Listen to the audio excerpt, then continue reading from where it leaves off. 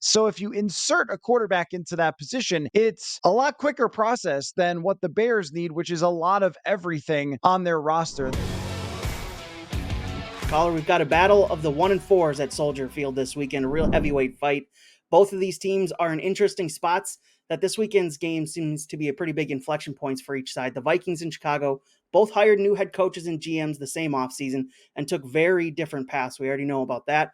Now, a year and a half into those new regimes, each team has a very interesting case for tanking and resetting with the upcoming draft class. So who has the better case between Chicago and Minnesota to tank and reset with the new quarterback next year? Yeah, I think with Chicago, the jury is still out on Justin Fields. It's been a pretty rocky ride so far, but his team literally tanked last season and gave him about the hardest situation you could. And over the last couple of weeks, we've seen him look like he's starting to turn a corner, especially with DJ Moore. And if you're the Chicago Bears, it would be really wonderful if Justin Fields did, in fact, break through and have that Josh Allen like jump that everybody talks about. And then they could spend those high draft picks, Carolina's pick they own for this year, on Marvin Harrison Jr. and something else that they need on defense, because their defense is pretty much a mess and they could use more weapons, more offensive line. They still need a lot of everything. But if Fields is good enough for them to believe they can win with him, it does kind of resolve that issue of having to draft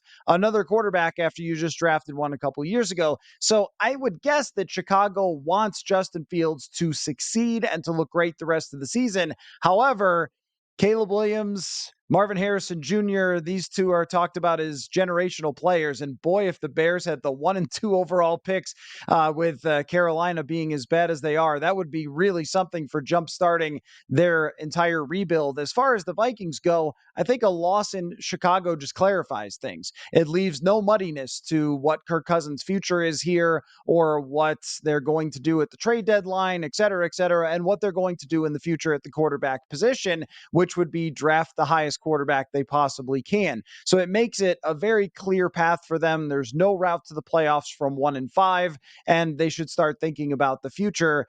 For Chicago, if they lose, yeah, they could be looking at probably a better situation. But when you look at the Vikings, they already have the world's greatest receiver, another rising star receiver, two great offensive tackles, and a head coach who's a former quarterback who's gotten a lot out of Kirk Cousins the last 2 years. So if you insert a quarterback into that position, it's a lot quicker process than what the Bears need, which is a lot of everything on their roster. The only downside for the Vikings is if they were to lose to the Bears, but then still finish with 6 or 7 wins, not have a high draft pick, and then have to trade a lot to try to get whatever quarterback they want. But all of this is pretty far down the road. But I do think that this week will shape how both teams feel about where they're at going forward. That's been another Purple Insider Extra for Bring Me the Sports. Be sure to rate, review, and subscribe to the Purple Insider Podcast wherever you get your podcasts. Talk to you next time.